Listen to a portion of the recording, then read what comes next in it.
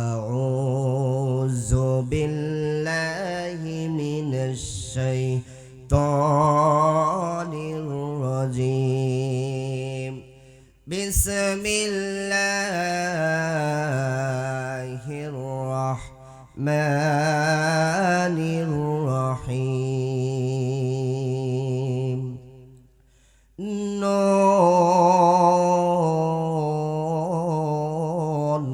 ওয়াল কলামি ওয়া মা ইয়াসতুরুন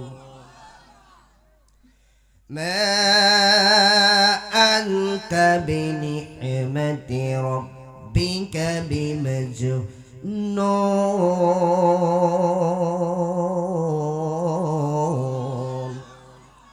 وإن لك لأجرا غير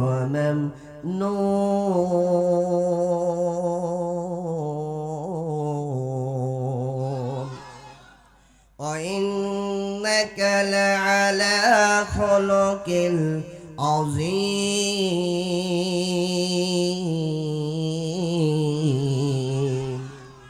الله أكبر بسم الله الرحمن الرحيم إن الله وملائكته يصلون على النبي يا أيها الذين آمنوا صلوا عليه وسلموا تسليما اللهم صل على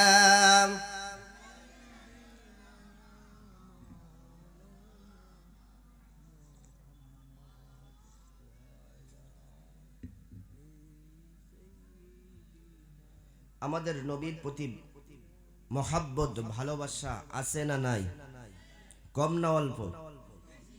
আরো জোরে বলেন। যদি থেকে বেশি কণ্ঠটা উজাড় করে আমরা সবাই নবীর প্রতি ভক্তি করে পড়ি আল্লাহুম্মা সাল্লি আলা মুহাম্মাদিন ওয়া আলা আলি মুহাম্মাদ কামা সাল্লাইতা আলা ইব্রাহিম وعلى آل إبراهيم إنك حميد مجيد اللهم بارك على محمد وعلى آل محمد كما باركت على إبراهيم وعلى آل إبراهيم إنك حميد مجيد আল্লাহ আল্লাহ বলতে বলতে মরণ যেন হয় আমাদের আল্লাহ আল্লাহ বলতে বলতে মরণ যেন হয়। আমরা কি আল্লাহর নাম নিতে নিতে মরতে চাই? আরো জোরে বলেন। আল্লাহর নাম নিতে নিতে মরতে চান যারা যারা দুই কারা হাত তুলে আল্লাহকে দেখান তারা তারা লিল্লাহে তাকবীর লিল্লাহে তাকবীর। এবার সবাই আমার সাথে বলবেন আল্লাহ আল্লাহ বলতে বলতে মরণ যেন হয় আমাদের আল্লাহ আল্লাহ বলতে বলতে মরণ যেন হয়। মরণ কালে জবানে যেন মরণ কালে জবানে যেন কালিমা নসিব হয়। আল্লাহ আল্লাহ বলতে বলতে মরণ যেন হয় আমাদের আল্লাহ আল্লাহ বলতে বলতে মরণ যেন হয়। কবর হলো এমন বাড়ি যে বাড়ির নাই ঠিকানা এমন অন্ধকার ঘর যে ঘরের নাই বিছানা রে যে ঘরের নাই বিছানা। কবরের মধ্যে কি বিছানা থাকবে? আরো জোরে আরো জোরে। কবর হলো এমন বাড়ি যে বাড়ির নাই ঠিকানা, এমন অন্ধকার ঘর যে ঘরের নাই ঠিকানা রে, যে ঘরের নাই বিছানা। ইমান আমল নিয়ে মরলে কবর, কোরআন হাদিসের আমলে কবর আলোকিত হয়। আল্লাহ আল্লাহ বলতে বলতে মরণ যেন হয় আমাদের, আল্লাহ আল্লাহ বলতে বলতে মরণ যেন হয়। মুনকার নাকিরের তিনটি প্রশ্নের কবরে কয়টা প্রশ্ন করা হবে? আরো জোরে সবাই হাত দেখান তো, কয়টা? আরো জোরে বলেন। মুনকার নাকিরের তিনটি প্রশ্নের জবাব সঠিক হলে হায়রে কবর থেকে জান্নাত মুখী দরজা যাবে খুলে রে, দরজা যাবে খুলে। মুনকার নাকিরের তিনটি প্রশ্নের জবাব সঠিক হলে হায়রে কবর থেকে জান্নাত মুখী দরজা যাবে খুলে রে, দরজা যাবে খুলে। রোজ হাসরের কঠিন দিনে, রোজ হাসরের কঠিন দিনে নাই কোনো ভয়। আল্লাহ আল্লাহ বলতে বলতে মরণ যেন হয় আমাদের, আল্লাহ আল্লাহ বলতে বলতে মরণ যেন হয়। মরণ কালে জবানে যেন, মরণ কালে জবানে যেন কালিমা নসিব বলতে বলতে মরণ যেন হয় আমাদের, আল্লাহ আল্লাহ বলতে বলতে মরণ যেন হয়।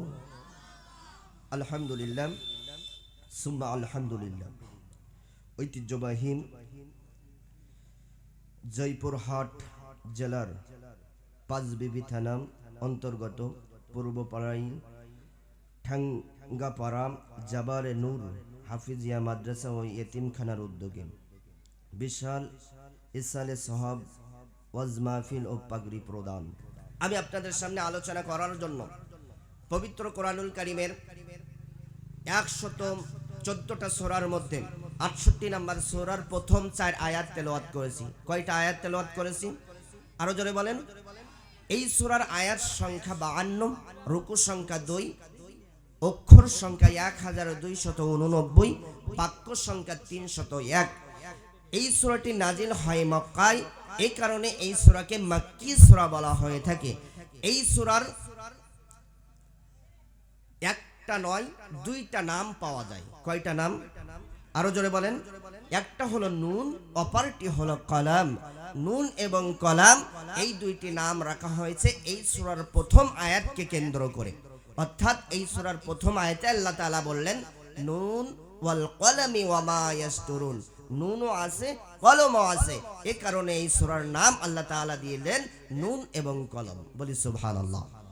আমার ভাইরা, যা থেকে আমরা কথা শুনলাম তার সংক্ষিপ্ত পরিচয়টা আমরা জেনে নিলাম। এবার আসেন আমরা তেলাওয়াতকৃত আয়াতের শানে নজুল কি, কোন প্রেক্ষাপটে আয়াতগুলো নাজিল হয়েছে সেটা যদি আমরা জানতে পারি তাহলে আমাদের জন্য অর্থ বোঝা সহজ হবে।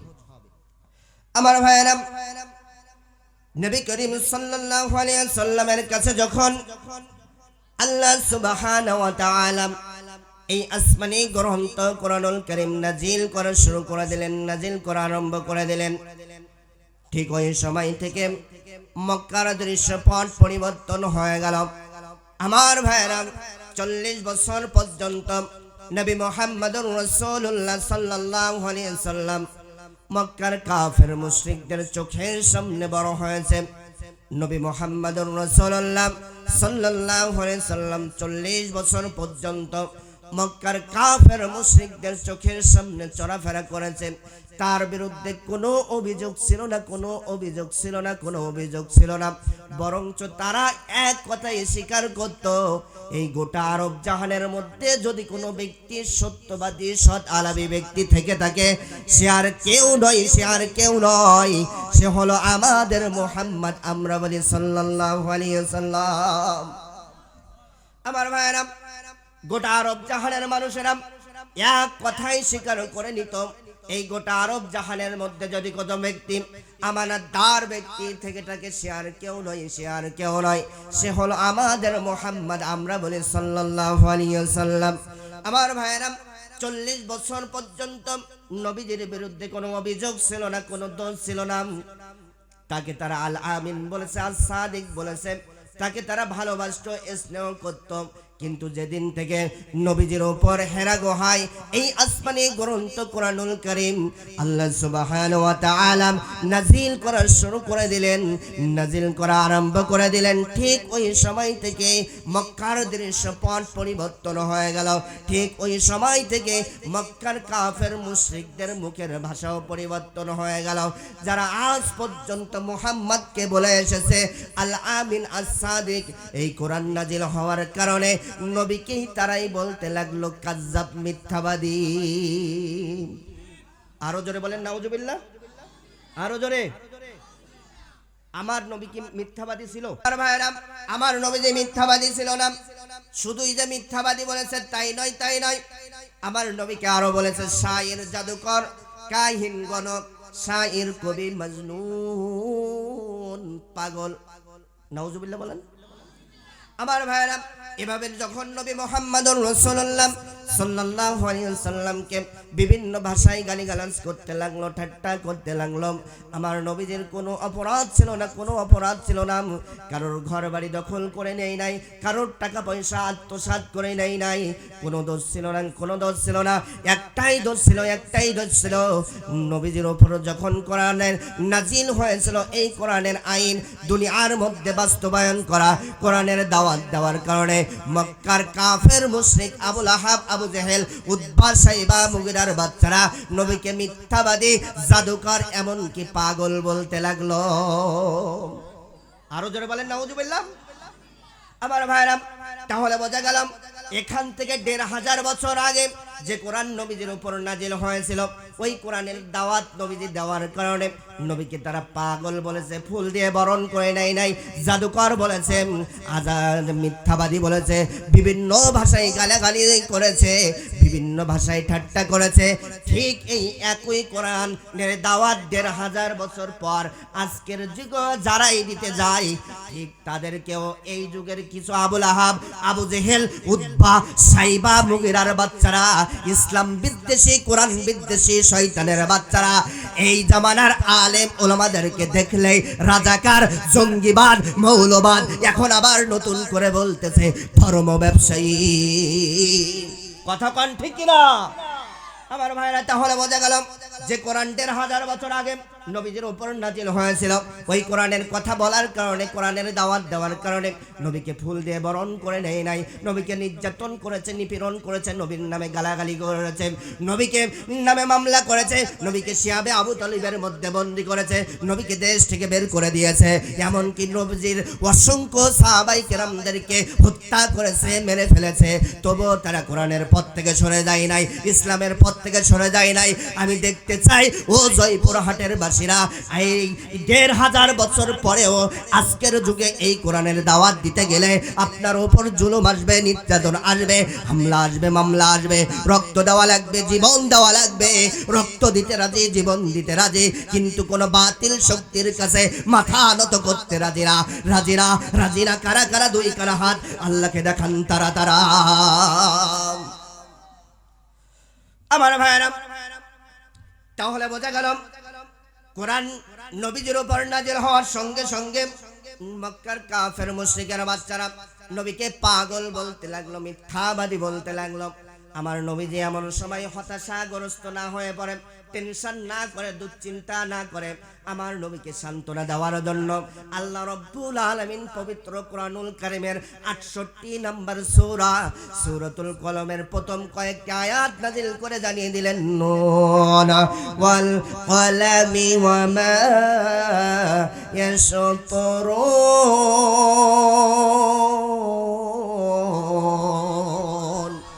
নুন এবং কলমের কসম, যা দিয়ে আমরা লিপিবদ্ধ করি। মা আনতা বিনিহমাতি রাব্বিকা বিমাজনুন।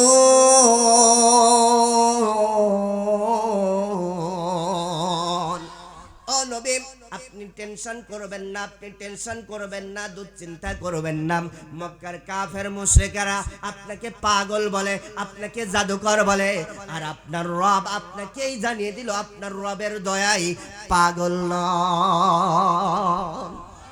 আরো জোরে বলেন না সুবহানাল্লাহ।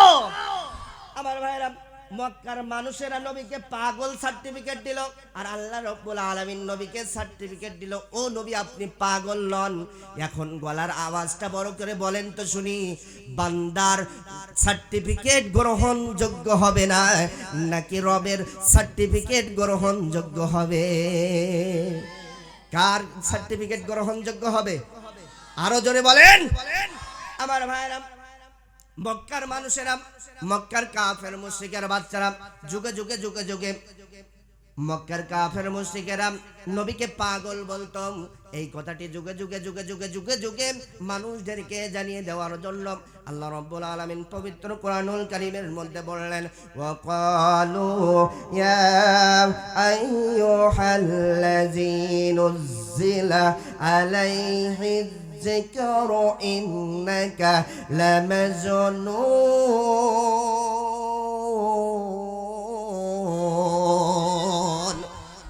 মক্কার কাফের মুশরিকরা বলতো, ও মক্কাবাসী তোমরা শোনো, তোমরা শোনো, এই কোরআন যার উপর নাজিল হয়েছে, ওই যে মুহাম্মদকে তোমরা দেখতে পাচ্ছ, ওই মুহাম্মাদের কথা তোমরা শুনবে না, মুহাম্মাদের কথা তোমরা শুনবে না, কারণ মুহাম্মদ পাগল, মুহাম্মদ পাগল, মুহাম্মদ পাগল। নাউজুবিল্লাহ বলেন আরো জোরে। আমার ভাইরা, আমার নবী কি পাগল ছিল? আরো জোরে। আমার ভাইরা, নবীকে পাগল সাব্যস্ত করার জন্য, নবীর নামে পাগল ট্যাগ লাগানোর জন্য তৎকালীন জামানার মিস্টার আবু জেহেল ছিল রাষ্ট্রপ্রধান। এই আবু জেহেল চক্রান্ত শুরু করলো। সে তার কর্মীদেরকে ডেকে ডেকে বলতে লাগলো, ও আমার কর্মী ভাইরা, ও আমার কর্মী ভাইরা, এখন তো মক্কার মধ্যে হজ করার সময় এসে গিয়েছে, এখন তো মক্কায় ব্যবসার সময় এসে গিয়েছে। অন্য রাষ্ট্র থেকে মানুষেরা হজ করতে আসবে, অন্য দেশ থেকে মানুষেরা ব্যবসা করতে আসবে আমাদের মক্কায়। এসেই যদি মুহাম্মাদের চেহারা, নুরানি চেহারাটা দেখে, মুহাম্মাদের নুরানি চেহারাটা দেখে, মুহাম্মাদের মিষ্টি মিষ্টি কথাগুলো শুনে, তাহলে মুহাম্মাদের হাতে হাত দিয়ে কালিমা পড়ে ইসলাম ধর্ম গ্রহণ করবে। আরো জোরে বললেন সুবহানাল্লাহ। আবু জেহেল বলতে লাগলাম, ও আমার কর্মী ভাইরা, ও আমার কর্মী ভাইরা, বলো বলো বলো বলো বলো, কি করা যায়, কি করা যায়, কি করা যায়? কিভাবে মুহাম্মদকে মানুষদের থেকে দূরে সরানো যায়, কিভাবে মুহাম্মদকে মানুষদের কাছ থেকে আলাদা করা যায়, কিভাবে মুহাম্মদকে পচানো যায়, কিভাবে মুহাম্মাদের নাম নিশানা মুছে ফেলা যায়। এক একজন এক একটা পরামর্শ দিলেন, কিন্তু কারোর পরামর্শ গ্রহণ করলেন না। ঠিক এমন সময় মিস্টার আবু জেহেল ডাক দিয়ে বলল, ও আমার কর্মী ভাইরা, তোমরা শোনো, তোমরা শোনো, আমি একটা পরামর্শের কথা বলি, দেখো তো তোমাদের কাছে কেমন লাগে। এই মক্কার মধ্যে অন্য দেশ থেকে প্রবেশ করার জন্য, অন্য রাষ্ট্র থেকে প্রবেশ করার জন্য পথ রয়েছে, রাস্তা রয়েছে 12টা। কয়টা? আরো জোরে জোরসে বলেন। ওরে সামনে নির্বাচন, এক কাপ চার জন্য তো নারায় তাকবীর, আমার নেতা চরিত্র ফুলের মতন পবিত্র, নামাজ পড়ে না, একক গাঞ্জা টানে 5 ওয়াক্ত। কবেন না, কবেন না, কবেন না। এখন একটু বিনাশায় একটু আল্লাহর নাম নেন তো, বলেন তো আমার ভাইয়েরা।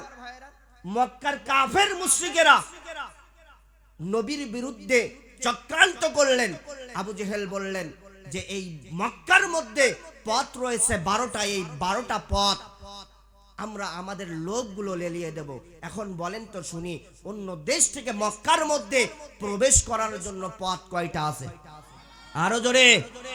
আমার ভাইরা, আবু জেহেল বলতে লাগলাম এই 12টা পথে, এই 12টা রাস্তায় আমাদের লোকগুলো নারী পুরুষ দিয়ে লেলিয়ে দেব। টাকা লাগলে টাকা দেব, পয়সা লাগলে পয়সা দেব, অর্থ লাগলে অর্থ দেব, বাড়ি লাগলে বাড়ি দেব, নারী লাগলে নারী দেব, যা চাইবে তাই দেব। এদের একটাই কাজ হবে, একটাই কাজ হবে, অন্য রাষ্ট্র থেকে অন্য দেশ থেকে যারাই আসবে তাদের কাছে গিয়ে গিয়ে বলবে এই মক্কার মধ্যে একজন পাগলের আবির্ভাব হয়েছে, নাম তার মোহাম্মদ, নাম তার মোহাম্মদ। ওই মোহাম্মদের কাছে যাবে না, মোহাম্মদের কাছে যাবে না, কারণ মোহাম্মদ পাগল, মোহাম্মদ পাগল, মোহাম্মদ পাগল। নাউজুবিল্লাহ বলেন। আমার ভাইরা, মক্কার রাষ্ট্রপ্রধান মিস্টার আবু জেহেল এই চক্রান্ত করে ওই 12টি পয়েন্টে তার লোকগুলো মক্কার রাষ্ট্র থেকে মিলিয়ন মিলিয়ন টাকা খরচ করে 12টি পয়েন্টে লেলিয়ে দিলেন। আমার ভাইরা, এখান থেকে একটু আমাদের বাংলাদেশের ইতিহাসটা মেলান। বিগত যে সরকার ছিল খুনি হাসিনার লেডি ফেরাউন, ডান হাত তুলে বলেন, ডান হাত তুলে বলেন, ঠিক কিনা?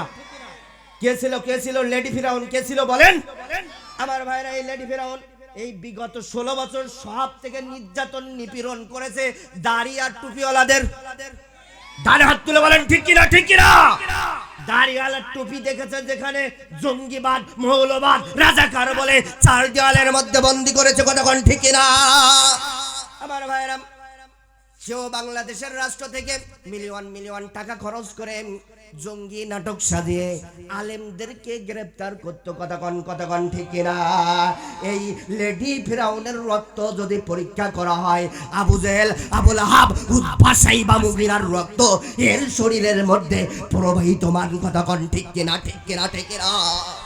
আমার ভাইরা, মক্কার মধ্যে 12টি পয়েন্টে আবু জেহেল লোক লেলিয়ে দিলেন, তার লোকগুলো লেলিয়ে দিলেন। যারাই হজ করতে আসে মক্কায়, যারাই ব্যবসা করতে আসে মক্কায়, তাদের কানে কানে কানে কানে গিয়ে আবু জেহেলের লোকগুলো বলতে লাগলো, ও মক্কার ব্যবসা করতে আসা মানুষেরা, ও হজ করতে আসা মানুষেরা, তোমরা শোনো, তোমরা শোনো, এই মক্কার মধ্যে নতুন এক পাগলের আবির্ভাব হয়েছে, নাম তার মোহাম্মদ, নাম তার মোহাম্মদ। ওই মোহাম্মদের কাছে যাবে না, মোহাম্মদের কাছে যাবে না, মোহাম্মদের কাছে যাবে না, কারণ মোহাম্মদ পাগল, মোহাম্মদ পাগল, মোহাম্মদ পাগল। আরো জোরে।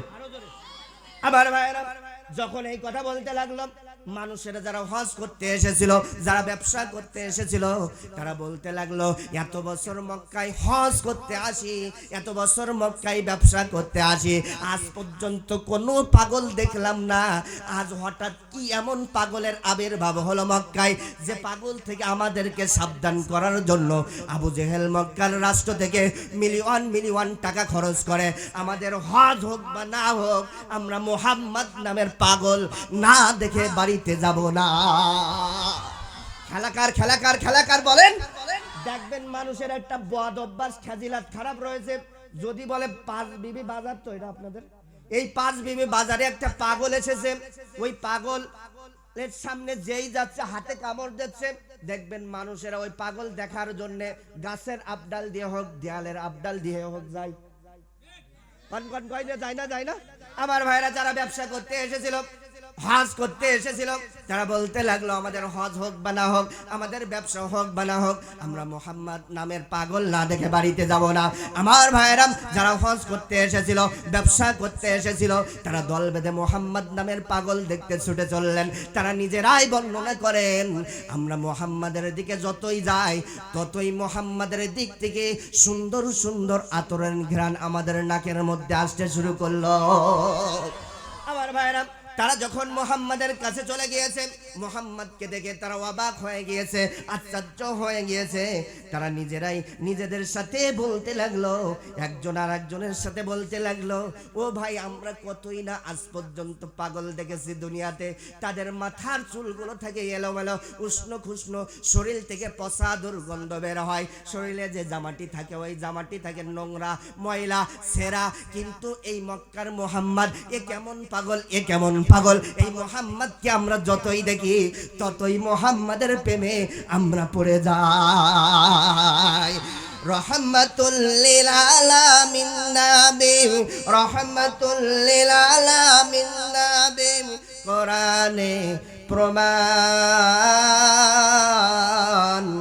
আশিক বিনে কে বুঝিবে আমার দয়াল নবীর শান উম্মত বিনে কে বুঝিবে আমার মায়ার নবীর শান সবাই আমার সাথে বলেন তো রহমাতুল লিল আলামিন নবী রহমাতুল লিল আলামিন নবী কোরআনে প্রমাণ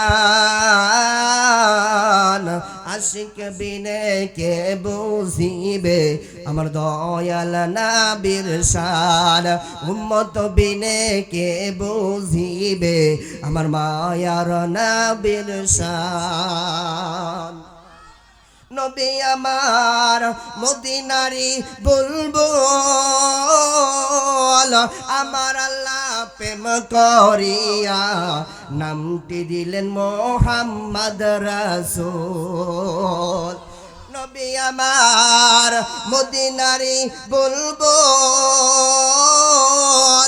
আমার আল্লাহ ভালোবেসে নামটি দিলেন হাবিবে রাসূল ওই নবীকে ভুল বুঝিলে ওই নবীকে ভুল বুঝিলে থাকবে না ঈমান আশিক বিনে কে বুঝিবে আমার দয়াল নবীর শান উম্মত বিনে কে বুঝিবে আমার মায়ার নবীর শান আমার ভাইরা যারা হজ করতে এসেছে মক্কায় যারা ব্যবসা করতে এসেছে মক্কায় যারা মুহাম্মদকে দেখার পর তারা একজন আরেকজনের সাথে বলতে লাগলো আজ পর্যন্ত আমরা কতই না পাগল দেখেছি তাদের মাথার চুলগুলো থাকে এলোমেলো উষ্ণ খুশক শরীর থেকে পচা দুর্গন্ধ বের হয় কিন্তু মুহাম্মদ এ কেমন পাগল এ কেমন পাগল এই মুহাম্মদকে আমরা যতই দেখি ততই আমরা মুহাম্মাদের প্রেমে পড়ে যাই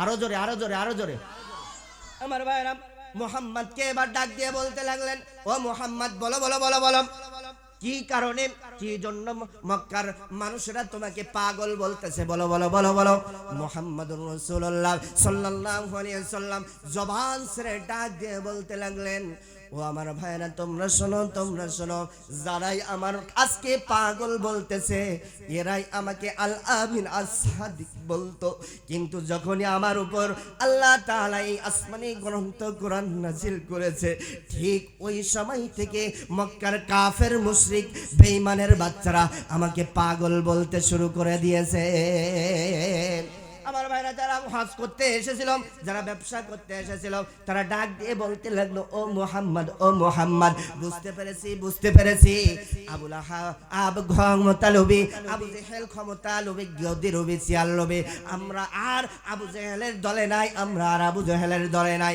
আপনার বরকতময় হাতটা বাড়িয়ে দিন আমরা এই মুহূর্তে কালিমা পড়তে চাই নবীজি হাতটা বাড়িয়ে দিলেন সঙ্গে সঙ্গে সবাই কালিমা পড়ে নিলেন লা ইলাহা ইল্লাল্লাহু মুহাম্মাদুর রাসূলুল্লাহ সাল্লাল্লাহু আলাইহি ওয়াসাল্লাম আমার ভাইরা যখন মুহাম্মাদের হাতে হাত দিয়ে যারা ব্যবসা করতে এসেছিল হজ করতে এসেছিল তারা যখন কালিমা পড়ে নিল আমার ভাইরা ঠিক এমন সময় এই সংবাদটা একে একে যখন আবু জেহেলের কানে গেল কার কানে আরো জোরে বলেন মিস্টার আবু জেহেলের কানে চলে গেল ঠিক এমন সময় আবু জেহেলের মাথায় হাত কোন জায়গায় হাত আরো জোরে সবাই হাত দুখানা উঁচু করেন হাত উঁচু করেন আবু জেহেল মাথায় চড়াই এরকম করেন সর্বনাশ সবাই বলেন সর্বনাশ কি করতে চাইলাম কি হয়ে গেল মুহাম্মদকে পচাইতে চাইলাম মুহাম্মাদের নাম নিশানা জনগণ থেকে আলাদা করতে চাইলাম কিন্তু এখন দেখি মুহাম্মদ এই মক্কার জমিনে ভাইরাল হয়ে গিয়েছে ওয়ামাকারু ওয়ামাকারাল্লাহ ওয়াল্লাহু খায়রুল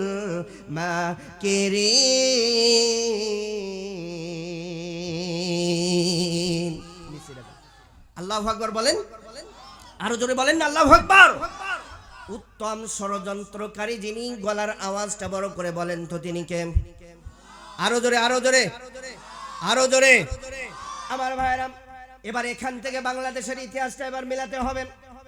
বিগত যে সরকার ছিল খুনি হাসিনা লেডি ফেরাউন, সে ওর সব থেকে নির্যাতন করেছে, নিপীড়ন করেছে বিগত 16 বছর বাংলাদেশ জামাতে ইসলামের ওপর। ডান হাত তুলে বলেন, ডান হাত তুলে বলেন, ঠিক কিনা? এমনকি আমার ভাইরা এদের নামে মামলা দিয়েছে, এদের নামে নির্যাতনের মামলা দিয়েছে, নিপীড়নের মামলা দিয়েছে, 4 দেয়ালের মধ্যে বন্দি করেছে আমার ভাইরা। এমনকি বাংলাদেশ জামাতে ইসলামের নাম নিশানা মুছে ফেলার জন্য 2024 সালের 1 আগস্ট নিবন্ধন পর্যন্ত বাতিল করেছিল শয়তানের বাচ্চা। কতক্ষণ ঠিক কিনা আমার ভাইরা? নিবন্ধন যখন 1 তারিখে বাতিল করলো, আল্লাহ তাআলাও খেলা শুরু করে দিলেন। 1 গেল, 2 গেল, 3 গেল, 4 গেল, 5 তারিখ যেই এসেছে, ছাত্রদের গণ আন্দোলনের ভয়ে তোপের মুখে পড়ে লেডি ফেরাউন খুনি হাসিনা দেশ থেকে পালিয়ে মামুর বাড়ি দিল্লিতে চলে গিয়েছে। কথা বলেন ঠিক কিনা? সে আবার ওই মামুর বাড়ির দেশে ইন্ডিয়ায় বসে বসে বলতেছে, আমি এখনো প্রধানমন্ত্রী আছি। করছে না আমি পাশাপাশি আসি, যে কোনো সময় শর্ট করে ঢুকি পড়বো। করছে না আমরাও বলতে চাই, আইসো বুবু আইসো, তোমাকে বরণ করে নেওয়ার জন্য বাংলাদেশের তাওহীদি জনতা, বাংলাদেশের ছাত্ররা তোমাকে বরণ করে নেওয়ার জন্য জুতার মালা হাতে ঝাড়ু নিয়ে বসে আছে। আসবে আর চাটা দিয়ে জুতার মালা দিয়ে তোমাকে বরণ করে নেবে। কথা বলেন ঠিক কিনা? রাজি আছেন তো? আরো জোরে বলেন, রাজি আছেন তো? আওয়ামী জননী তুমি হারনি, দাদার দেশে গেছো এটাই জানি। কথা বলেন ঠিক কিনা?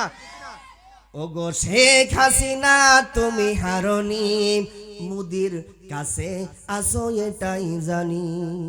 কতক্ষণ ঠিক কিনা? উন্নয়নের নামে মূলা ধরিয়ে, উন্নয়নের নামে মূলা ধরিয়ে 100 কোটি টাকা নিয়ে গেলে পালিয়ে। কথা বলেন ঠিক কিনা? বিগত 16 বছর আমরা দেখেছি শুধু বলেছে উন্নয়ন। কতক্ষণ শুধু জিকির করতে উন্নয়ন। এখন আমরা দেখতেছি গণমাধ্যমের মাধ্যমে, পত্রিকার মাধ্যমে, নিউজের মাধ্যমে দেশের উন্নয়ন করে নাই, দেশটাকে পথে ফেলে খুনি হাসিনার দলেরা নিজেদের উন্নয়ন করে দেশ থেকে পালিয়ে গিয়েছে। কথা বলেন ঠিক কিনা? উন্নয়নের নামে মূলা ধরিয়ে 100 কোটি টাকা নিয়ে গেলে পালিয়ে, তুমি তো ছিলে সেরা 7 চুন্নি। কতক্ষণ ঠিক কিনা? পালিয়ে গেছো তুমি এটাই জানি। ওগো শেখ হাসিনা তুমি হারনি, দাদার কাছে আসো। আরো জোরে বলেন। দেশটাকে চুষে খেলে 16টি বছর, প্রকৃত দেশপ্রেম পাইনি কদর। কতক্ষণ ঠিক কিনা? যারা বিগত 16 বছর প্রকৃতি দেশপ্রেমিক ছিল তাদেরকে ধরে জেলখানার মধ্যে পড়েছে, তাদেরকে ধরে আইনাঘরের মধ্যে পড়েছে, তাদেরকে ধরে পুলিশ ফায়ার দিয়ে এই খুনি হাসিনা লেডি ফেরাউন হত্যা করেছে। কতক্ষণ ঠিক কিনা? দেশটাকে চুষে খেলে 16টি বছর, প্রকৃত দেশপ্রেম পাইনি কদর, তুমি তো ছিলে শয়তানের নানি। কতক্ষণ পালিয়ে গেছো তুমি এটাই জানি। ওগো শেখ হাসিনা তুমি হারনি, মুদির কাছে আসো। আলেম ওলামাকে দিয়েছো ফাঁসি, মুখে বলেছো কোরআন ভালোবাসি। কতক্ষণ আমরা ভাইরার বিগত 16 বছরও দেখেছি এই লেডি ফেরাউন খুনি হাসিনা সব থেকে আলেমদের উপর নির্যাতন করেছে, নিপীড়ন করেছে, আলেমদেরকে বন্দী করেছে, আলেমদেরকে 4 দেওয়ালের মধ্যে বন্দী করেছে, আইনা ঘরে পড়েছে, ফাঁসির মঞ্চে ঝুলিয়েছে।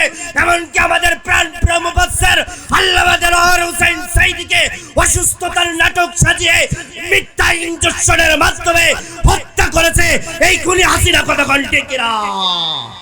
আমরা বলতে চাই যে প্রধান উপদেষ্টা রয়েছে যারা আমাদের প্রাণপ্রিয় মুফাসসির আল্লামা দেলোয়ার হোসেন সাঈদীকে হত্যা করেছে, এই খুনিদেরকে যদি অনতিবিলম্বে যদি তাদেরকে বিচার না করে আমরা আবার মাথায় কাপড়ের কাপড় বেঁধে রাজপথে নেমে পড়ব। কই পক্ষে রাজি আছেন? যারা যারা দুই কার হাত তুলে আল্লাহকে দেখান, তারা তারা রাজি আছেন? আলেম ওলামাকে দিয়েছো ফাঁসি, মুখে বলেছো কোরআন ভালোবাসি, তুমি তো ছিলে সেরা মিথ্যাবাদী। কতক্ষণ পালিয়ে গেছো তুমি। আরো জোরে বলেন, আরো জোরে বলেন। আমার ভাইরা, এই লেডি ফেরাউন খুনি হাসিনা বিগত 16 বছর শুধু বলতো যে করি হোক 41 সাল, কইতো না মানুষের হত্যা করি হোক, নির্যাতন করি হোক, চার দেয়ালের মধ্যে পড়ি হোক, ফাঁসির মঞ্চে ঝুলি হোক, কুরাস ফাঁড়ি দিয়ে হোক, আমি 41 সাল পর্যন্ত ক্ষমতায় থাকবো। বলতো না। কিন্তু আমরা এখন দেখতেছি 2024 সালে 5 আগস্টে তারা একেবারে বল আউট। কতক্ষণ একটা গল্প বলবো, রাগ করবেন না তো? গায়ে লাগবে না তো? এক ব্যক্তি 7 তলা বিল্ডিং বানিয়েছে। কয় তলা? আরো জোরে, জোর হইল না। 7 তলা বিল্ডিং বানিয়ে ওপরের তলায় পাথরি টাইলস দিয়ে কোটি কোটি টাকা খরচ করে একটা ঘর নির্মাণ করিস। কয়টা ঘর? একটা ঘর নির্মাণ করিস। ওই ঘরের মধ্যে লক্ষ টাকা দামের একটা খাট, লক্ষ টাকা দামের একটা কম্বল রেখেছে। ওই 7 তলা ওই ঘরের মধ্যে যখন ওই ব্যক্তি প্রবেশ করেছে, খাটের উপর যখন শুয়ে পড়েছে, কম্বলটা যখন মুড়ই দিয়েছে, ওই ব্যক্তির মনের মধ্যে অহংকার চলে আসলো। বলতে লাগলো, আমার এই 7 তলা থেকে কেউ নামাইতে পারবে না, কেউ নামাইতে পারবে না, কেউ নামাইতে পারবে না। বলেন তো ভাইরা, ওই 7 তলা থেকে ওই ব্যক্তিকে যিনি নামাইতে পারেন তিনি কে? আরো জোরে, আরো জোরে। আমার ভাইয়েরা, রাত 9টার সময় অহংকার করলাম, কেউ নামাইতে পারবে না, কেউ নামাইতে পারবে না। 9টা গেল, 10টা গেল, 11 গেল, 12 গেল। যে যখনই রাত 4টা বেজেছে, আল্লাহ তাআলা ছোট্ট একটা ঝাঁকুনি মেরেছে, ছোট্ট একটা ভূমিকম্প মেরেছে। ওই ঝাঁকুনির ভয়ে, ভূমিকম্পর ভয়ে 7 তলা থেকে এমন জোরে দৌড় মেরেছে, কখন যে লুঙ্গি কম্বলের মধ্যে আটকে গিয়েছে তা টের পাই না। কি আটকে গিয়েছে? আরো জোরে বলেন। একদম একেবারে রাস্তায় চলে এসেছি যে নিচের দিক তাকাই থেকে, ও সর্বনাশ, হেডলাইন সব আগলা। কি আগলা? আরো জোরে বলেন। হেডলাইন সব আগলা। কোনো মতে 2 হাত দিয়ে হেডলাইনটা ধরেছে ঢেকে। পাশে এক লোক ছিল, দৌড়ে এসে বলতেছে, ভাই এ অবস্থা হলো কি কের?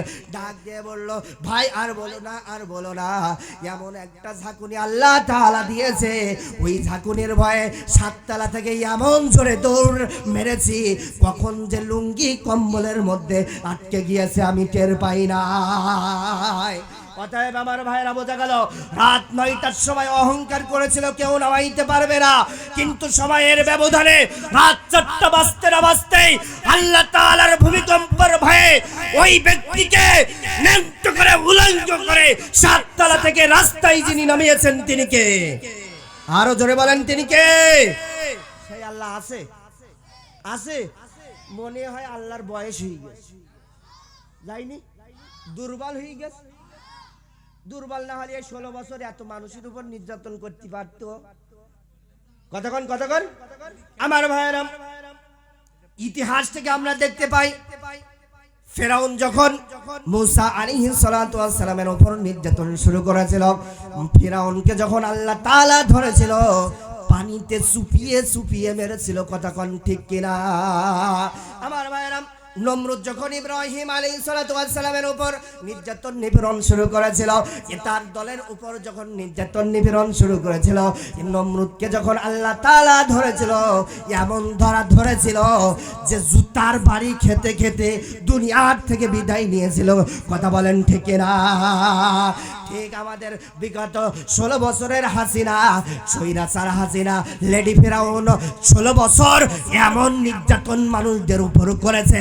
আল্লাহ তাআলা একেও যখন ধরেছে, এমন ধরেছে দুপুরের খানা পর্যন্ত খেতে পারি নাই, এক কাপড়ে মামুর বাড়ি দিল্লি চলে গিয়েছে। কতক্ষণ আমার ভাইরা, যে কথা বলতেছিলাম, মামুর বাড়ি দিল্লি যখন চলে গেল 5 তারিখে, কয় তারিখে? 5 তারিখে যখন চলে গেল, ঠিক ওই 5 তারিখের পর থেকে বাংলাদেশের মানুষের কাছে বাংলাদেশ জামাতে ইসলামের নামটা আল্লাহ রাব্বুল আলামিন ভাইরাল করে দিয়েছে। কথা বলেন ঠিক কি না? ডান হাত তুলে বলেন ঠিক কি না আমার ভাইরা। তাহলে মক্কার কাফের মুশরিকেরা নবীকে পাগল বলল, নবীকে মানুষদের কাছ থেকে বিদায় করার জন্য ষড়যন্ত্র করলো, আর আমার আল্লাহ নবীকে ওই মক্কার জমিনে ভাইরাল করে দিয়েছিল। সুবহানাল্লাহ বলেন, সুবহানাল্লাহ বলেন আমার ভাইরা। যখন নবীকে পাগল বললাম, আমার আল্লাহ তাআলা নবীকে ডাক দিয়ে বললেন, ও নবী, আপনি টেনশন করবেন না, দুশ্চিন্তা করবেন না। নুন ওয়াল কলামি ওয়া মা ইয়াসতুরুন। নুন এবং কলমের কসম, যা দিয়ে আমরা লিপিবদ্ধ করি। মাম আনতা বিনিআমাতি রাব্বিকা বিমাজনুন।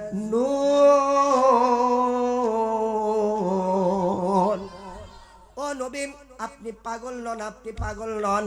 মক্কার মানুষেরা আপনাকে যতই পাগল বলুক, আপনার রব আপনাকে জানিয়ে দিল আপনি পাগল নন। সুবহানাল্লাহ বলেন, আরো জোরে বলেন। তাহলে বান্দার সার্টিফিকেট গ্রহণ না রবের সার্টিফিকেট গ্রহণ? আরো জোরে, জোর হলো না আমার ভাইরা। মক্কার কাফের মুশরিকের বাচ্চারা নবীকে পাগল বলতো 10টা কারণে। 5টা বড় করে বলেন তো তিনি কে? আরো জোরে। তাহলে এগুলোর অর্থ যিনি জানেন তিনি কে আমার ভাইরা? কেউ আবার এই নুনের অর্থ করেছেন মাছ। কি? আরো জোরে। মাছ আপনারা চেনেন? যে মাছ আপনারা খান, যে মাছ ওই পুকুরে হয়, খালে বিলে হয়, ওই মাছ, এই মাছ চেনেন আপনারা আমার ভাইরা? কোন মুফাসসিরগণ এই নুনের অর্থ করেছেন মাছ। আমার ভাইরা, একজন নবীকে আল্লাহ তাআলা কোরআন মাজিদে জান্নুন বলেছেন, মাছওয়ালা নবী বলেছেন।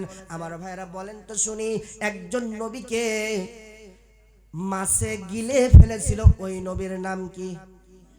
আরো জোরে। আমাদের প্রধান উপদেষ্টার নাম কি? আরো জোরে। এখন ওয়াজ হবে প্রধান উপদেষ্টা ইউনূস, রাগ করবেন না তো। এবার সবাই একটু দুরূদ শরীফ পড়ি। আল্লাহুম্মা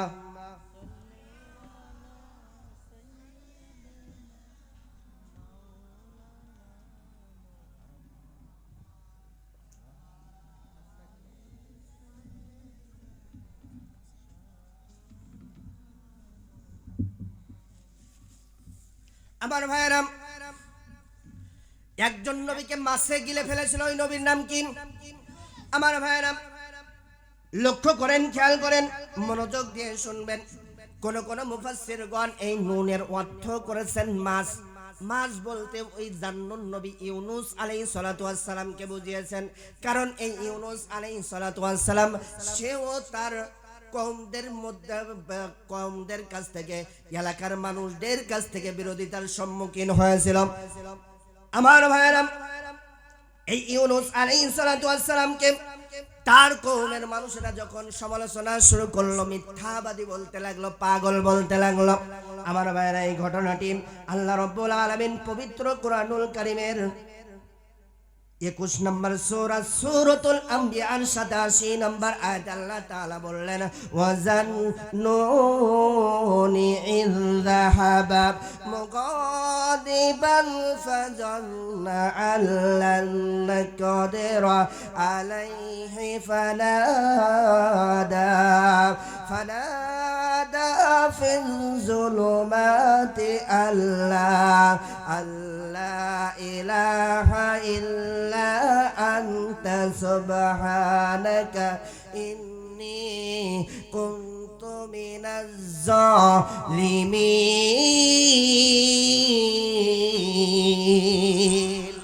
আল্লাহ তাআলা বললেন স্মরণ করো সেই জান্নুনের কথা, মাসলা নবীর কথা, যে তার এলাকার মানুষদের কাছ থেকে, যে তার এলাকার মানুষদের উপর রাগান্বিত হয়ে অজানা গন্তব্যের দিকে রওনা করেছিল। আমার ভাইরা, এই ঘটনার মূল ব্যাখ্যা হলো তাফসীরের মধ্যে পাওয়া যায়, কিতাবের মধ্যে পাওয়া যায়। ইউনূস আলাইহিস সালাতু ওয়াস সালামকে যে এলাকার জন্য নবী হিসেবে প্রেরণ করা হয়েছিল, যে এলাকার জন্য নবী হিসেবে পাঠানো হয়েছিল, ওই এলাকার মানুষদের কাছে দীর্ঘদিন দিনের দাওয়াত দিতে লাগলেন, দীর্ঘদিন কোরআনের দাওয়াত দিতে লাগলেন, দীর্ঘদিন দিনের দাওয়াত যখন দিতে লাগলেন, ইউনূস আলাইহিস সালাতু ওয়াস সালামের এলাকার মানুষেরা ইউনূসের দিনের দাওয়াত গ্রহণ করলো না, প্রত্যাখ্যান করলো, রিজেক্ট করলো। যখন প্রত্যাখ্যান করলো, রিজেক্ট করলো, ইউনূস আলাইহিস সালাতু ওয়াস সালাম রেগে গেলেন। রেগে গিয়ে আল্লাহ তাআলার সিদ্ধান্ত আসার আগেই তিনি সিদ্ধান্ত দিয়ে দিলেন, ও আমার এলাকার মানুষেরা তোমরা শোনো, তোমরা শোনো, তোমরা শোনো, তোমরা শোনো, আগামী 3 দিনের মধ্যে আল্লাহ তাআলা তোমাদেরকে আযাব দিয়ে, গজব দিয়ে ধ্বংস করে দিবে। কয়দিন? আরো জোরে বলেন। 3 দিনের আলটিমেটাম দিয়ে ওখান থেকে ইউনূস আলাইহিস সালাতু ওয়াস সালাম অজানা গন্তব্যের দিকে রওনা করলেন। এদিকে ইউনূস আলাইহিস সালাতু ওয়াস সালামের এলাকার মানুষেরা তাকে তার দিনের দাওয়াত প্রত্যাখ্যান করলে কি হবে? তাকে তারা ভালোবাসতো, সে যে তাদের মাঝে নবী হিসেবে এসেছে তারা তা মানত। আমার ভাইরা, এমনকি নবী ইউনূস আলাইহিস সালাতু ওয়াস সালাম যে 3 দিনের আলটিমেটাম দিয়ে গিয়েছেন এটাও তারা গ্রহণ করত, মানত। আমার ভাইরা, ইউনূস আলাইহিস সালাতু ওয়াস সালাম যে 3 দিনের আলটিমেটাম দিয়ে গিয়েছিল এটা তারা মানত, এটা তারা গ্রহণ করত। আমার ভাইরা, এর নমুনা কিছু কিছু নমুনা তারা যখন দেখতে শুরু করলো, ইউনূস আলাইহিস সালাতু ওয়াস সালামের এলাকার মানুষেরা তাদের গবাদি পশুগুলো নিয়ে, শিশু বাচ্চাদেরকে নিয়ে বাড়ি ঘর দর ছেড়ে, এলাকা ছেড়ে বন জঙ্গলে চলে গেলেন। বন জঙ্গলে গিয়ে আল্লাহ তাআলার কাছে মাফ চাইলেন, ক্ষমা চাইলেন, তওবা করলেন। আমার ভাইরা, কিতাবের মধ্যে পাওয়া যায়, হাদিসের মধ্যে পাওয়া যায়, কোন মানুষ বা কোন জাতি পাপাচারে নিমজ্জিত হওয়ার পর আল্লাহ তাআলার কাছে অনুতপ্ত হয়ে যদি তওবা করতে পারে, আল্লাহ রাব্বুল আলামিন ওই ব্যক্তির জীবনের গুনাহগুলো মাফ করে দেয়। আমার ভাইরা, ইউনূস আলাইহিস সালাতু ওয়াস সালামের এলাকার মানুষেরা বন জঙ্গলের মধ্যে গিয়ে যখন অনুতপ্ত হয়ে আল্লাহ তাআলার কাছে তওবা করলেন, আল্লাহ তাআলা তাদের তওবাগুলো কবুল করলেন। আমার ভাইরা, তাদের উপর আর আযাব দিলেন না, গজব দিয়ে তাদেরকে ধ্বংস করলেন না। এই সংবাদটা যখন একে একে ইউনূসের কানে যখন চলে গেল, ইউনূস আলাইহিস সালাতু ওয়াস সালাম মনে মনে চিন্তা করতে লাগলো, আমি তো আমার এলাকার মানুষদেরকে 3 দিনের আলটিমেটাম দিয়ে এসেছিলাম, 3 দিনের মধ্যে ধ্বংস হয়ে যাবে, তাদেরকে আল্লাহ তাআলা গজব দিয়ে ধ্বংস করে দিবে। কিন্তু তো 3 দিনের মধ্যে আল্লাহ তাআলা তাদেরকে ধ্বংস করে নাই। এখন যদি আমার এলাকার মধ্যে আমি চলে যাই, আমার এলাকার মধ্যে চলে যাই, আমি যদি বাড়িতে চলে যাই, আমার এলাকার মানুষেরা, আমার কওমের মানুষেরা আমাকে পাগল বলবে। কতক্ষণ আমার ভাইয়েরা, সেই সময় একটা প্রথা চালু ছিল, কোন মানুষ যদি মিথ্যাবাদী সাব্যস্ত হয়ে থাকে তাকে মৃত্যুদণ্ড দেওয়া হতো। ইউনূস আলাইহিস সালাতু ওয়াস সালাম মনে মনে চিন্তা করলেন, আমি যদি আমার বাড়িতে চলে যাই, আমি যদি আমার কওমের মানুষদের কাছে চলে যাই, মানুষেরা আমাকে পাগল বলবে, জাদুকর বলবে, মিথ্যাবাদী বলবে, আমাকে নিয়ে কি সমালোচনা করবে কি না করবে। এই চিন্তা করে তিনি আর এলাকায় ফিরে গেলেন না, তিনি আর তার কওমের কাছে ফিরে গেলেন না। ওখান থেকে তিনি অজানা গন্তব্যের দিকে রওনা করলেন। যেতে যেতে যেতে যেতে যেতে যেতে বিশাল বড় একটা সমুদ্র পড়লো, নদী পড়লো। আমার ভাইয়েরা বলেন তো শুনি, নদী পার হওয়ার জন্য কি দরকার? আরো জোরে, আরো জোরে। হাসিনার নৌকা। আরো জোরে কোন? ও কিন্তু ডুবে গেছে। কতক্ষণ বিগত 16 বছর হাসিনার নৌকা বাহিনীরা মানুষদের উপর এমন জুলুম করেছে, অন্যায় করেছে, ওই নৌকা বাহিনীদের বাংলার জমিনে আর মাথা চাড়া দিয়ে উঠতে দেওয়া যাবে না, যাবে না, যাবে না। এই পক্ষে রাজি কারা কারা? 2 কারা হাত তুলে আল্লাহকে দেখান তারা তারা। রাজি আছেন তো? শুধু রাজি থাকলে হবে না, ময়দানেও থাকা লাগবে। রাজি আছেন? রাজি আছেন? আমার ভাইয়েরা, ইউনূস আলাইহিস সালাতু ওয়াস সালাম নৌকার জন্য জাহাজের জন্য অপেক্ষা করতে লাগলেন। কিছু সময় পর বিশাল বড় একটা জাহাজ চলে আসলো। ইউনূস আলাইহিস সালাতু ওয়াস সালাম ওই জাহাজের পিঠে উঠলেন। জাহাজে যখন উঠলেন, ইউনূসকে নিয়ে যখন গন্তব্যের দিকে রওনা করলেন, যেতে যেতে যেতে যেতে মাঝ দরিয়ায় যখন পৌঁছে গিয়েছে, বিশাল বিশাল জোরে ঘূর্ণিঝড় শুরু হয়ে গেল, তুফান শুরু হয়ে গেল, প্রবল ঘূর্ণিঝড় যখন শুরু হয়ে গেল, পানির জলোচ্ছ্বাস যখন শুরু হয়ে গেল, ওই নৌকাটা ওই জাহাজটা ডুবে যায় ডুবে যায় ডুবে যায়। এমন অবস্থা, জাহাজের নাবিক দৌড়ে চলে এসে বলতে লাগলো, ও জাহাজের যাত্রী ভাইরা, ও জাহাজের যাত্রী ভাইরা, এই নৌকা তো এখনই ডুবে যাবে, জাহাজ তো এখনই ডুবে যাবে। একজন মানুষ বেশি হয়ে গিয়েছে। কয়জন? আরো জোরে। একজন মানুষ বেশি হয়ে গিয়েছে। এই মুহূর্তে একজনকে এই মাছ দরিয়ায় ফেলে দিতে হবে, না হলে আমরা সবাই মারা যাব। কাকে ফেলে দেওয়া যায়, কাকে ফেলে দেওয়া যায়? কেউ রাজি হয় না। মরতে কি কেউ রাজি হয়? আরো জোরে বলেন আমার ভাইরা, কেউ মরতে রাজি হয় না। ঠিক এমন সময় ঠিক এমন সময় ঠিক এমন সময় জাহাজের নাবিক ডাক দিয়ে বললেন, ও ভাইরা, তাহলে একটা কাজ করে আমরা লটারি করে সবার নাম লিখে আমরা লটারি করব। যার নাম উঠে আসবে তাকেই আমরা এই মাছ দরিয়ায় ফেলে দেব। আল্লাহু আকবার বলেন আমার ভাইরা। লটারি করলেন, সবার নাম লিখলেন। নাম লিখে একটা কাগজ যখন তুললেন, লটারির একটা কাগজ যখন তুললেন, লটারির কাগজটা খুলে দেখে ওই লটারির মধ্যে ইউনূস আলাইহিস সালাতু ওয়াস সালামের নাম উঠে এসেছে। আল্লাহু আকবার বলেন। ইউনূসের নাম যখন উঠে এসেছে, লটারির কাগজের দিকে তাকাই, ইউনূসের চেহারার দিকে তাকাই, লটারির কাগজের দিকে তাকাই, ইউনূসের চেহারার দিকে তাকাই। আমার ভাইয়েরা সবাই তখন বলতে লাগলো, না না না না না না, এত সুন্দর যুবককে আমরা কিভাবে পানিতে ফেলে দেব? আল্লাহু আকবার বলেন না। কিভাবে ফেলে দেব এত যুবক, সুন্দর যুবককে? আমরা আবার লটারি করব। আমার ভাইরা আবার তারা লটারি শুরু করলেন। দেখা গেল দ্বিতীয়বার আবার যখন একটা কাগজ তুলেছে, ওই লটারির মধ্যেও আবারও ইউনূসের নাম। আল্লাহু আকবার বলেন আরো জোরে। ইউনূসের নাম যখন উঠেছে, লটারির কাগজের দিকে তাকাই, ইউনূসের দিকে তাকাই, লটারির কাগজের দিকে তাকাই, ইউনূসের দিকে তাকাই।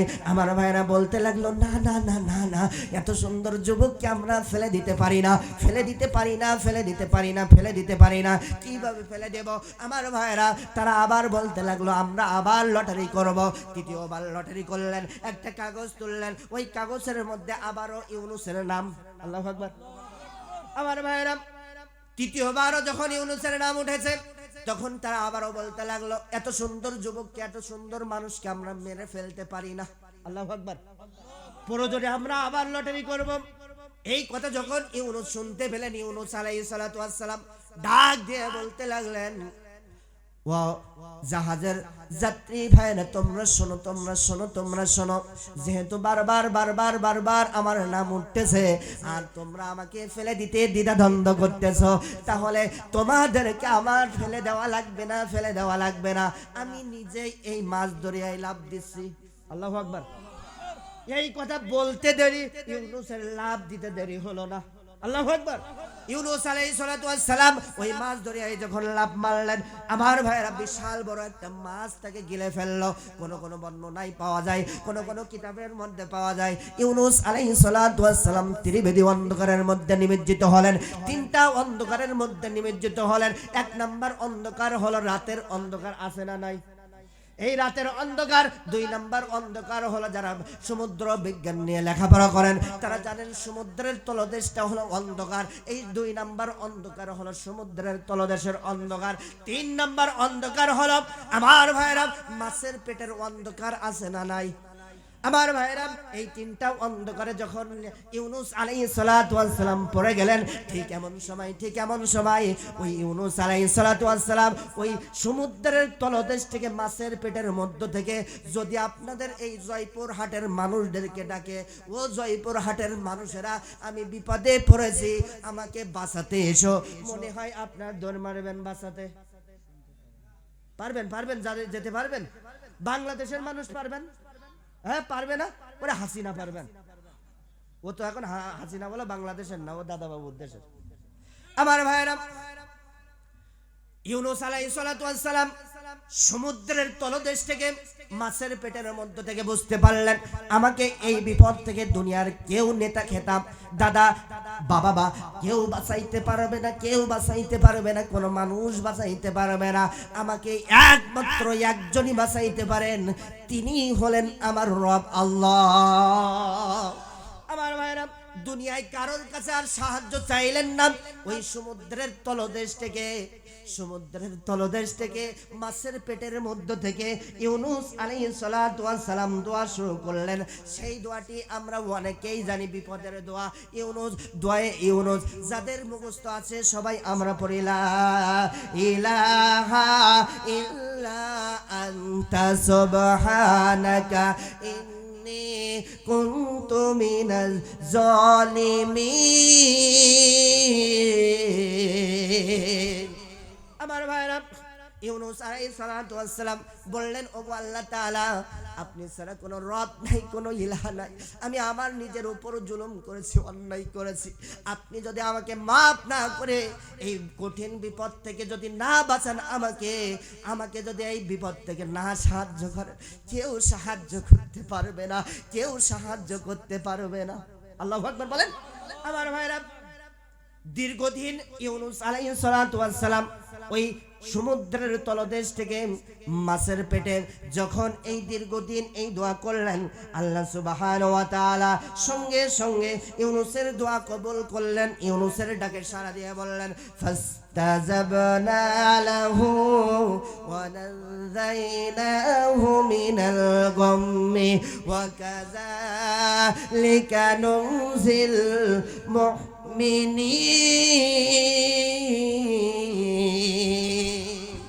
আমার ভাইরা ইউনুস আলাইহিস সালাতু ওয়াস সালাম, আমার ভাইরা ইউনুস আলাইহিস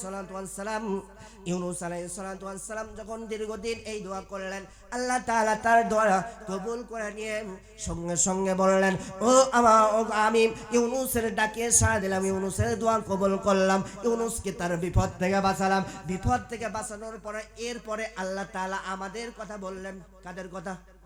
সবাই হাতটা ডান হাতটা এমন করেন, লম্বা করেন। আল্লাহ তাআলা আমাদের কথা বললেন। কাদের কথা? এমন করেন। কাদের কথা বললেন? আমাদের কথা। আল্লাহ তাআলা বললেন, ওয়া কাযালিকা নুনজিল মুমিনিন। এভাবে কোন মুমিন বান্দা বান্দি যদি বিপদে পড়ে যায় আর আমার কাছে যদি সাহায্য চাইতে পারে, আমি রব্বে কারীম জানিয়ে দিলাম, আমি আমার ওই বান্দা বান্দিদেরকে আমি তাদেরকে ওই বিপদ থেকে উদ্ধার করব। এখন অনেকে বলতেছে শেখ হাসিনা লেডি ফেরাউন এমন বিপদে পড়েছে যে হাসিনা মামুর দেশে গিয়ে, দাদার দেশে গিয়ে, মুদির কাছে গিয়ে দোয়ায়ে ইউনুস পড়বে, তাও পড়তিস না। কারণ উপদেষ্টা প্রধানের নাম কি? আরো জোরে বলেন। ভাসুরের নাম তো নেওয়া যায় না। কতক্ষণ আমার ভাইরাম, সেও আর দোয়া পড়তে পারছে না। এখান থেকে বোঝা যায় নমরুদকে যখন আল্লাহ তাআলা ধরেছিল তওবা করার সুযোগ দেয় নাই, ফেরাউনকেও যখন ধরেছিল তওবা করার সুযোগ দেয় নাই। আমাদের লেডি ফেরাউনকে যখন ধরেছে বিগত 16 বছর তওবা করার সুযোগ দিয়েছিল, কিন্তু যখন আল্লাহ তাআলা ধরেছে তওবা করার সুযোগ দেয় নাই। যতই দোয়া ইউনুস পড়ুক না কেন, ওই দোয়া কবুল হবে না। কথা বলেন ঠিক কিনা? আমার ভাইরা যে কথা বলতেছিলাম, কেউ এই নুন দ্বারা এই জান্নুন নবী ইউনুস আলাইহিস সালাতু ওয়াস সালামকে বুঝিয়েছেন। আমার ভাইরা নুন দিয়ে এই জান্নুন নবী ইউনুস আলাইহিস সালাতু ওয়াস সালামকে বুঝিয়েছেন। আমার ভাইরা লক্ষ্য করেন, খেয়াল করেন, আল্লাহ তাআলা বললেন ওই যে নবী ইউনুস তার কওমদের উপর রাগান্বিত হয়ে তার এলাকার মানুষেরা, তার কওমের মানুষেরা, তার উম্মতরা তাকে নিয়ে কি সমালোচনা করবে কি না করবে এই চিন্তা করে এলাকা ছেড়ে চলে গিয়েছিল। তুমিও যদি তাই মনে করো তাকে, তাহলে হবে না। ও নবী, আমি তোমাকে জানিয়ে দিলাম, মা আনতা বিনি'মাতি রাব্বিকা বিমাজনুন। ও নবী আপনি পাগল নন, আপনি পাগল নন। তাই বা আমি আপনাকে জানিয়ে দিলাম আপনি পাগল নন। তাই বলে মানুষদের কথা শুনে মানুষেরা আপনাকে পাগল বলবে এই চিন্তা করে আপনি দাওয়াতি ময়দান ছেড়ে চলে যাবেন, এটা কিন্তু হতে পারে না। ইউনূসের মতন দাওয়াতি ময়দান ছেড়ে চলে যাবেন, এলাকা ছেড়ে চলে যাবেন, এটা কিন্তু হতে পারে না। কারণ এই দাওয়াতি ময়দানে কাজ করতে গেলে আপনাকে ফুল দিয়ে কেউ বরণ করবে না। এই দাওয়াতি ময়দানে কাজ করতে গেলে নির্যাতন খাওয়া লাগবে, নিপীড়ন খাওয়া লাগবে, রক্ত দেওয়া লাগবে, জীবন দেওয়া লাগবে, এমনকি শহীদি মিছিলের মধ্যে শহীদি ঈদগাহে শামিল হওয়া লাগবে। কথা বলেন ঠিক কিনা? ইমানের পথ কাটাই ভরা ফুল বিছানো নয়, ইমানের পথ কাটাই ভরা ফুল বিছানো নয়। এ পথে তায়েব বদর উহুদ, এ পথে তায়েব বদর উহুদ, বালাকোট পথ পাড়ি দিতে হয়। ইমানের পথ কাটাই ভরা ফুল বিছানো নয়। কথা বলেন ঠিক কিনা? অতএব বোঝা গেল ইমানের পথ হলো কাঁটাযুক্ত থাকে, ফুল বিছানো থাকে না। এই ইমানের পথে কাজ চলতে গেলে আপনার উপর নির্যাতন হবে, নিপীড়ন হবে, আপনার উপর হামলা আসবে, মামলা আসবে, রক্ত দেওয়া লাগবে, জীবন দেওয়া লাগবে, শহীদ হওয়া লাগবে। কিন্তু দাওয়াতি ময়দান ছেড়ে পয়েন্টের পথ থেকে সরে যেতে রাজি না, রাজি না। কারা কারা? ও জয়পুর হাটের বাসীরা, আমি দেখতে চাই হাত দুই কান আল্লাহকে দেখিয়ে দেন। রাজি আছেন তো?